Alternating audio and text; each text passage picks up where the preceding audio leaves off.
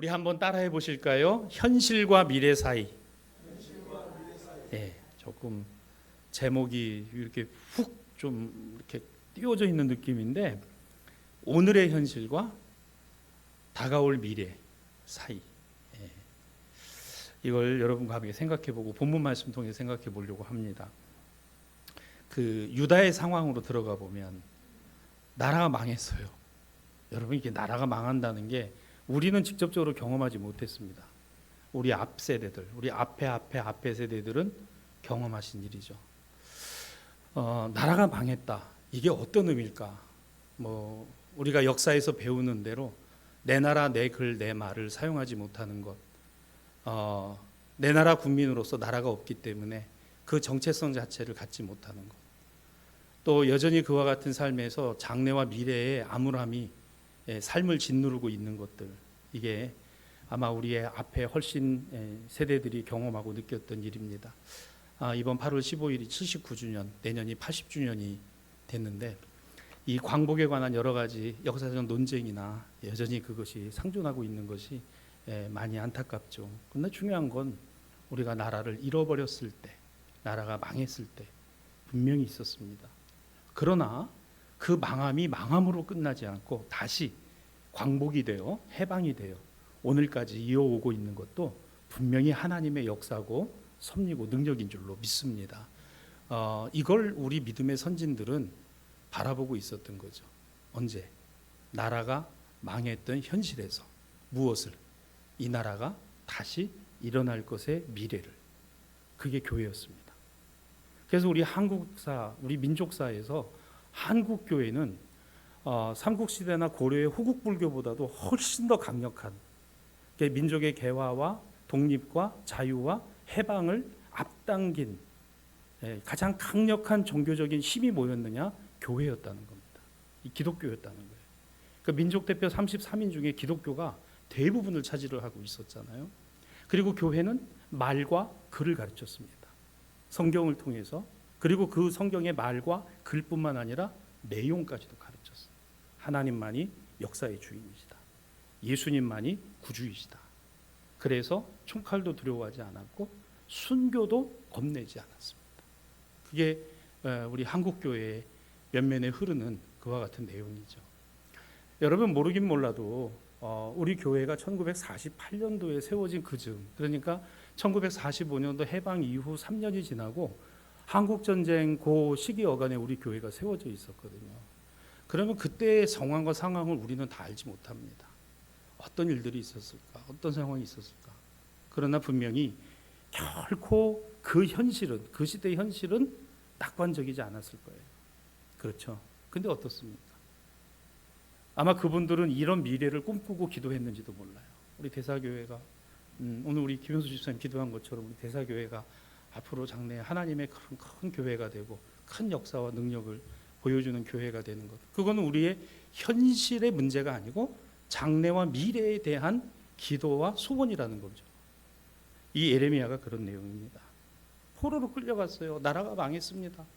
남은 사람들도 있었어요. 아마 가족 간에도 헤어졌기도 할 겁니다. 다 포로로 끌려간 거 아니거든요. 똑똑하고 젊고, 그래서 다니엘의 세 친구와 같은 사람들, 젊고 지식이 있고, 그리고 장래와 미래.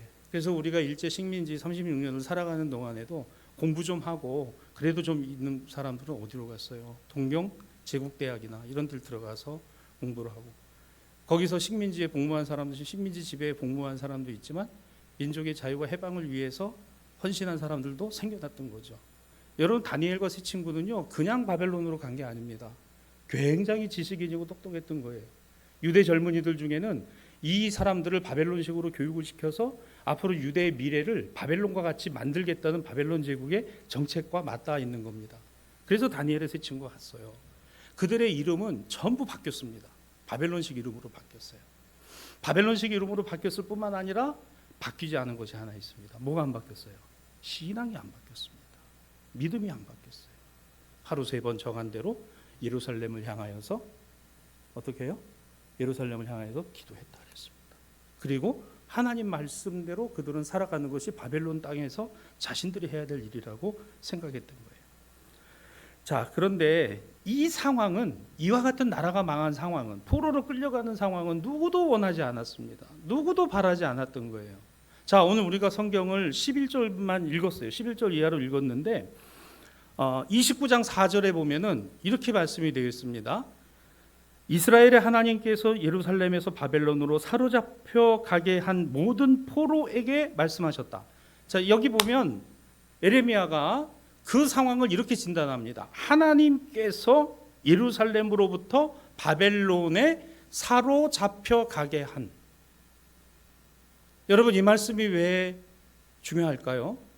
적어도 에레미야가 보기에도, 또 유다 백성들이 보기에도 이건 우리가 원했던 것이 아니에요. 그런데 그 일이 하나님이 하신 일이다라고 고백하고 있는 겁니다. 여기에 사로잡혀 가게 한이라는 말이에요. 하나님께서 유다 백성들을 망하게 하시고 바벨론으로 사로잡혀 가게 하셨다는 거예요. 여러분, 이게 왜 중요한 말인가 하면, 내가 회사가 망했어요. 내가 다니는 직장이 망했습니다. 이게 어쩌다 이렇게 됐지? 근데 내가 신앙 안에서 이건 하나님께서 이렇게 하신 일이야. 여러분, 이렇게 고백하기가 쉽지 않습니다. 적어도 에레미야나 유다 백성, 적어도 에레미야의 신앙에서는 이 나라가 망한 게 하나님이 하신 일이야. 하나님이 그렇게 하신 일이야. 우리가 원했던 것은 아니지만. 그래서 그 29장 4절 이하 5절부터 쭉 내용은 그거예요. 그래서 바벨론으로 포로로 끌려갔으니까 거기서 살아야 된다. 거기서 가정을 이루어야 된다. 거기서 자식을 낳아야 된다. 거기서 그렇게 70년 동안을 살아가야 되는 거다라고 이야기를 하는 거죠. 여러분, 이게 보통 일입니까? 여러분 생각해 보세요. 우리가 일제 식민지에서 나라가 망하고 36년이라는 시간을 보냈습니다만 그것의 2배예요. 70년을 그렇게 보내야 된다는 겁니다. 그거를 과연 기다리고 그것을 바라보고 그렇구나, 그렇게 소망을 갖고 있어야 되겠구나라고 생각할 그런 겨를이 있었을까요? 이제 우리가 이거 잘 견디고 나면 70년 뒤에는 돌아가는 거야. 여러분, 그럴까요? 거기서 그렇게 살아야 된다. 그 긴 시간. 내가 이제 나이가 10살이고 20살이고 30살인데 70년 뒤에는 80이고 90이고 100살이 됐는데 그게 무슨 소용이 있나? 그게 무슨 소용이 있나? 그 생각하지 않았겠습니까? 이 말씀에서만 보면 그렇다는 거죠. 얼마나 고통스럽고 힘들었을까? 우리가 하나님을 잘 믿고 하나님의 말씀대로 살아가겠다라고 하는 그와 같은 신앙과 믿음의 다짐 안에 있는데 하나님께서 어떻게 이러실 수가 있나? 이거는 아닌데. 정말 하나님 살아계신 거 맞나? 하나님이 공평하신 거 맞나? 분명히 회의감이 들었을 거예요. 그리고 우리가 신앙생활 할 때도 내 기도는 왜 응답 안 하시지? 내 기도 왜 응답 안 하시나? 이런 생각 들 때가 참 많이 있습니다. 때로는 하나님이 원망스럽기도 하고 어쩌면 내 신앙과 믿음이 잘못됐을까라고 생각하는 경우도 있기도 합니다. 왜 그럴까요? 힘들기 때문에 그래요. 오전에 말씀 나눈 대로 내가 생각하는 것과 인식하는 것에 넘어서는 것에 우리는 견디기 힘들어합니다. 어려워해요.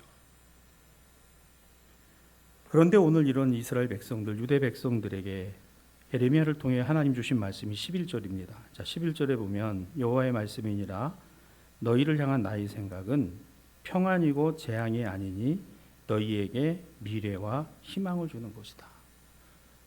이게 지금 당장 현실은 너무 힘들고 어려운데 이거 내가 너희에게 주는 게 나는 이게 재앙이고 시험이고 어려움이라고 생각하는데 하나님은 이게 평안이고 이게 너희를 향한 은혜고 그리고 너희 장래와 미래가 소망이 있게 하는 것이라는 말씀이에요. 여러분, 이 말씀에 아멘이 되세요? 내가 지금 너무 힘든데, 속이 상한데, 내가 생각한 대로 안 되는데 여러분 하나님 말씀이 이렇게 주어지면 우리가 아멘이 이게 여러분 됩니까? 안 돼요. 안 되는 거예요. 당연한 겁니다. 이게 정말 그런 것일까? 이게 여러분 11절, 12절, 13절, 14절 우리가 읽은 말씀이 이 같은 말씀이에요. 현실과 미래 사이 뭘 해야 되느냐. 사랑하는 여러분, 결론적으로 이겁니다. 오늘 우리의 삶의 신앙과 믿음의 현실은 현실에서가 아니라 장래와 미래에 대한 하나님의 약속을 오늘의 현실에서 내가 믿느냐 믿지 않느냐에 있다는 거예요. 다시 말씀드립니다. 우리의 자녀와 생업과 기도의 제목이 나의 오늘의 현실에서 이루어지느냐 이루어지지 않느냐의 문제가 아니라 장래와 미래의 하나님의 약속대로 되어질 것을 내가 믿느냐 믿지 않느냐에 있다 그 얘기예요. 믿으시면 아멘. 안 믿으세요? 자, 그러면 이제 내일부터 기도하지 마세요. 기도하지 마시고 에라 모르겠다, 하나님 그냥 될 대로 되라, 하나님 알아서 하세요. 여러분, 오늘의 내 현실에서 내가 기도하고 간구한 것이 다 이루어졌나요? 다 그렇게 됐나요? 그게 중요한 게 아니다 그 얘기입니다. 너무 힘듭니다. 어렵습니다. 하나님이 응답하시는가 안 하시는가?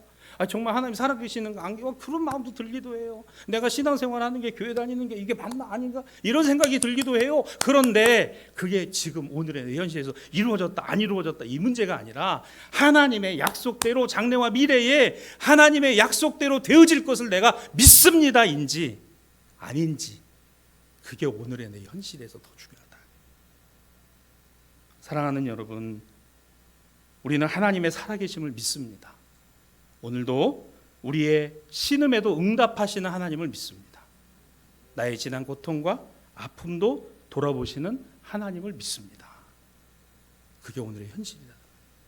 그래서 여러분, 이 신앙과 믿음은요, 미래에 잘하는 게 아니에요. 오늘의 믿음인 거예요. 오늘의 믿음. 믿음은 내가 앞으로 잘해야지, 이게 믿음이 아니에요. 지금 내가 잘하는 거예요. 지금 내가 확신하는 거예요. 바벨론의 포로로 잡혀간 사람들이 들었을 때는 이거는 마찬가지였을 겁니다. 아니, 지금 당장 나라가 망해가지고 포로로 끌려와서 이러고 살아가는데, 아니 에레미야 너 정신이 있는 거야? 하나님께서 우리에게 주고 계신 게 이게 평안이라고? 이게 축복이라고? 장래와 미래에 우리에게 희망을 주시기 위해서 지금 우리가 이 고생을 하는 거라고? 여러분, 과연 그럴까요? 일제 식민시대 때도 그렇다고 합니다. 신사참배의 문제, 특히 교회로 국한을 지켜보면요, 궁성유배와 신사참배 문제에 대하여는 한국교회는 참 심각한 딜레마에 그 당시에 빠졌었죠. 교회 지도자들이 이 문제에 대해서 아주 심각하게 보신 분들도 있지만 단순하게 본 사람들도 많았습니다. 야, 그 신사참배 그거 그냥 나라에서 하라니까 그냥 하면 되는 거지, 이렇게 생각한 분들도 있고요. 아니, 그거 하면 우리는 하나님의 계명을 어기는 것이다, 교회가 존재할 이유가 없다라고 생각하시는 분들도 있습니다. 우리 성결교단 안에도 논쟁이 뜨거워요. 여러분도 잘 모르시겠지만은 우리 저 김병태 장로님 역사편찬위원회 계시니까 작년과 올해 이제 그런 문제에 대해서 여러 가지 내용들이 지금 있습니다. 근데 이거 보면요, 저는 그런 생각이 들어요. 그 부분을 우리가 비난하거나 뭐라고 할 수 없는 부분이 그 시대 그 현실에서 과연 어떤 것이 최선이었을까를 고민하지 않았겠는가, 저는 했다고 생각합니다. 오늘도 마찬가지인 거예요. 오늘날에도.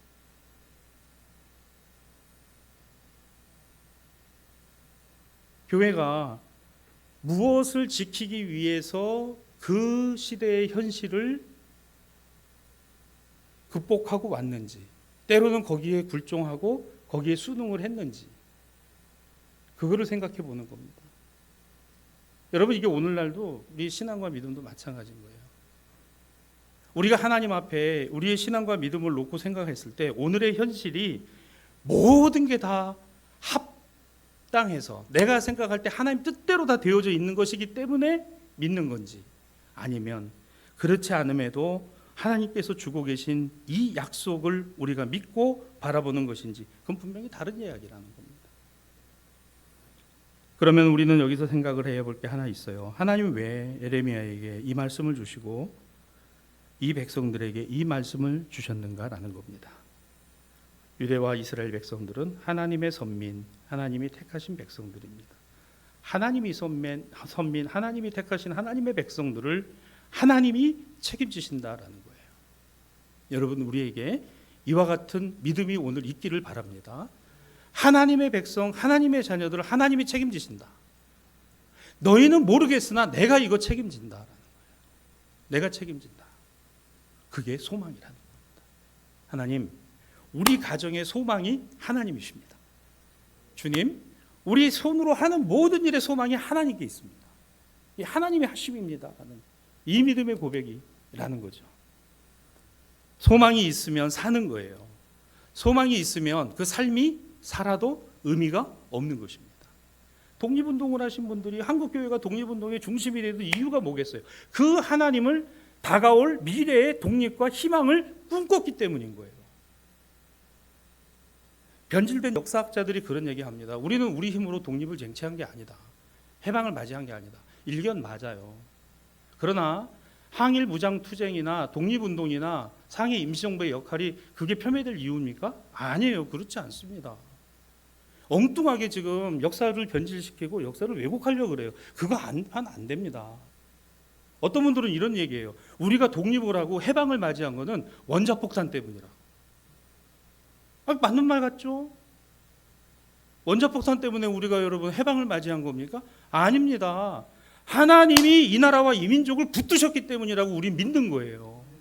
우리 믿음의 선진들이 죽으면 죽으리라는 안희숙 여사와 같이 일본 제국의회에 가서 하나님을 찬양하고 일본 천황에 대해서 너도 인간인데, 여러분 이런 담대함이 있었기 때문에 한국교회는 이 순교적 정신을 갖고 오늘까지 온 거고 우리가 그 피의 열매를 먹고 있는 겁니다. 한국교회는. 우리가 그걸 알아야 된다는 거죠. 저도 그 시대를 살지 않았어요. 저도 그렇게 구전으로 듣고 그렇게 배우고 그렇게 왔습니다. 우리 자녀들에게 이루어져야 되는 게 이 같은 신앙과 믿음인 거예요. 교회는 그냥 가지 않아요. 헌신과 희생, 섬김. 전에도 그런 말씀 드렸죠. 내려놓음이요. 이게 너무 해석해요. 교회 일로 다 내려놓는 거예요. 여러분, 내려놓음만 중요한 게 아니에요. 짊어지는 것도 필요한 겁니다. 누군가는 짊어지고 가야 되는 거예요. 결국은 이 땅에 여러분 하나님이 해방을 맞이하게 된 것은 하나님의 주권적 섭리고 역사의 손길이라는 거 우리가 믿는 거예요. 일본의 원자폭탄을 맞게 된 그 일이 일본에게는 정말 씻을 수 없는, 여러분 전 세계 인류와 민족 가운데 원자폭탄을 맞은 민족은 일본밖에 없어요. 그것도 2방. 여러분 원래 준비된 게 4개입니다.